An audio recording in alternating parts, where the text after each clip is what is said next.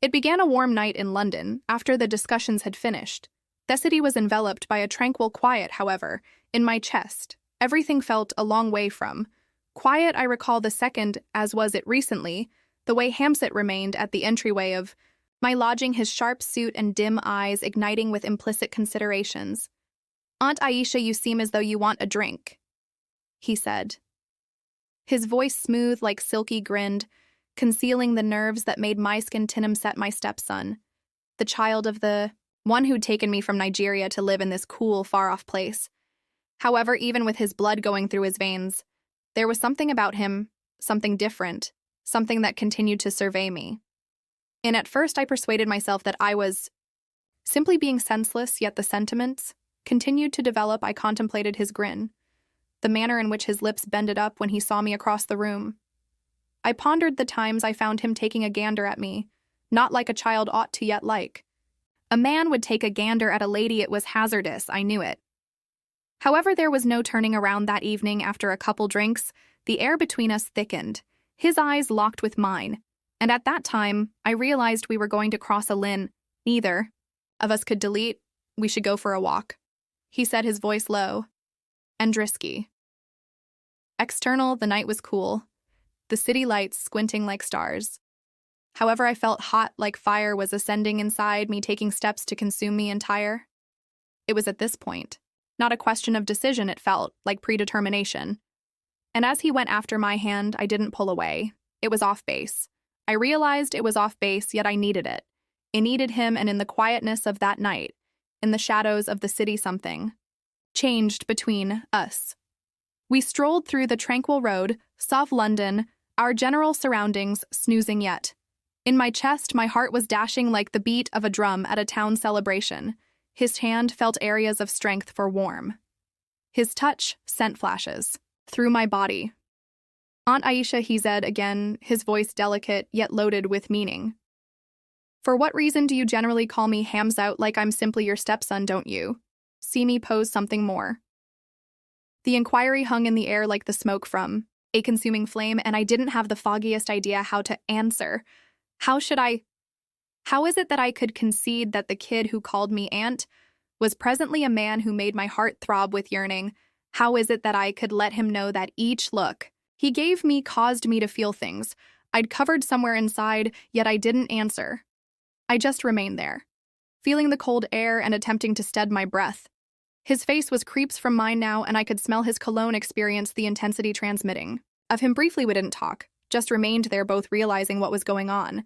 However, not one or the other of us ready to end the quietness then. At that point, he drew nearer, his lips brushing against my ear. "I've needed this, Aisha, for such a long time," he murmured, sending a bite down my spine. His words blended something inside me, something I proved unable to control. The lady in me needed to pull away, to yell that this was WR off base, that I was hitched to his dad, yet the want inside me felt like an wild power in what would seem like no time. His lips were on mine, delicate from the outset, conditional, like he was sitting tight for me to stop him, yet I couldn't. The kiss extended, and for the first time in what felt like always, I felt invigorated. My psyche shouted at me, cautioning me about the results. Yet my body, my heart was suffocating at the time. I kissed him back, my fingers holding his shirt like clutching the edge of a precipice.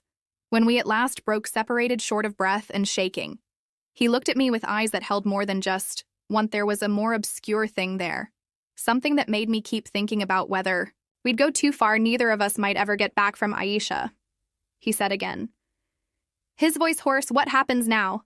I needed to hurry to leave and never think back yet." Rather, I went after him again, pulling him closer. "I don't realize," I murmured, my voice shaking. "However, I don't need this second to end." Thus we remained there too, individuals who ought to have never been in this position, lost in a hazardous dance of energy and responsibility. The remainder of the night passed abruptly, and before sun up nothing felt a similar. I awakened with a weighty heart, my psyche dashing with what we'd done, the untruth I just told my significant other, the disloyalty. Yet in my heart something told me it wasn't finished. However, the morning light was unforgiving, creating sharp-shaded areas across the room. As I gradually opened my eyes, my head felt weighty like one 000 contemplations had come, surging and suffocating me in an ocean of responsibility.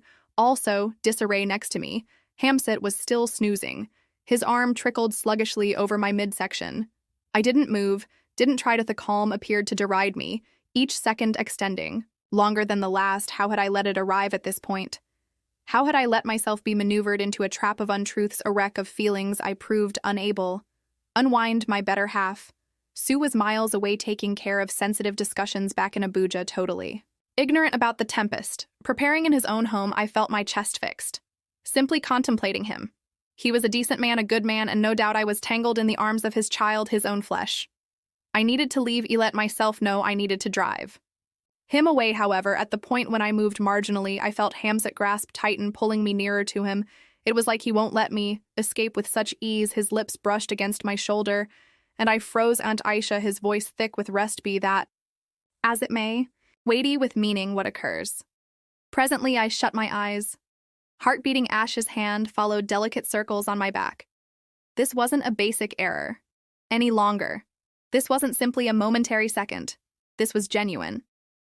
I pulled away tenderly, not having any desire to wake in totally. My considerations were dashing my feelings out of control. What was I expected to do? I had made a good attempt to keep the distance between us to secure the two of us from the enticement. However, in a city such a long ways from home, with only the calm of our general surroundings, we had both fallen into something we had zero control over. I stood up from the bed, gradually my uncovered feet contacting the virus floor. I looked down at him as he rested his face loose. What's more? Quiet. He looked in no way like the man. I had double-crossed my better half within his rest.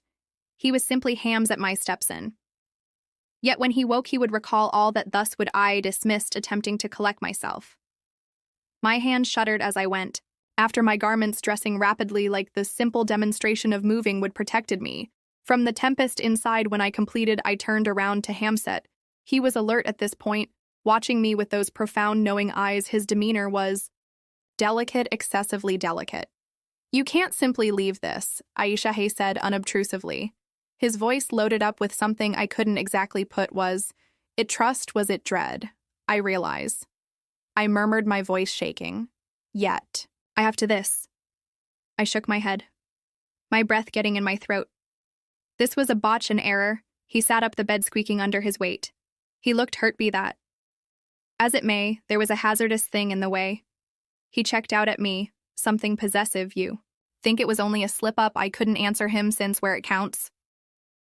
I realized it wasn't simply a mix-up, it was something more. Something I didn't have the solidarity to confront.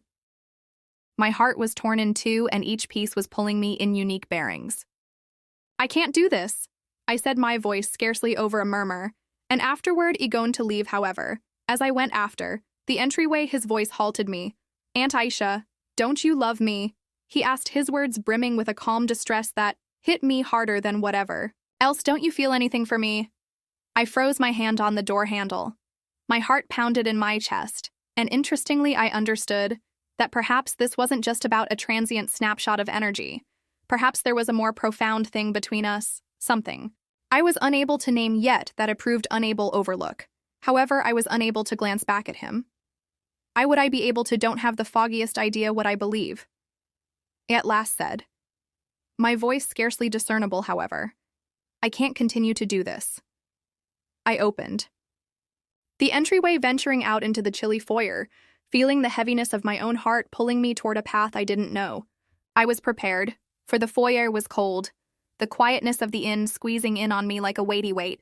I strolled down the limited hall, me brain hustling. How had I allowed myself to get there?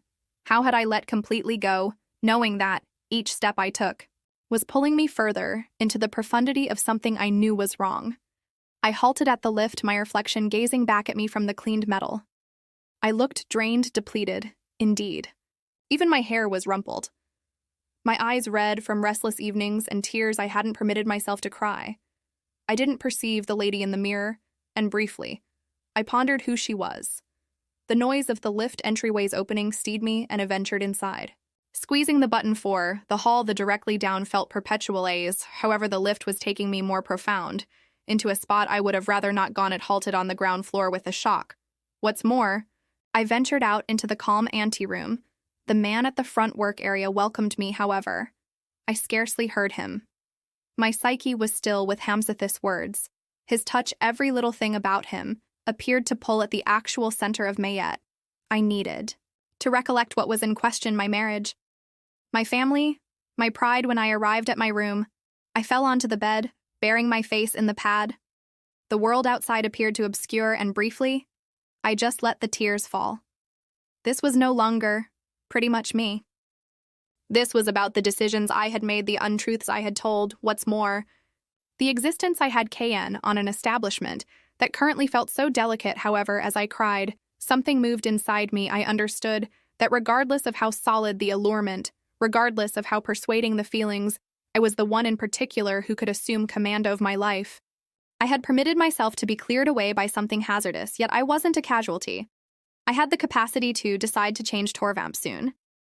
Thereafter, I called my spouse. His voice on the opposite finish of the line was warm and consoling, like it continuously was. Nevertheless, this time I felt the weight of my culpability like never before.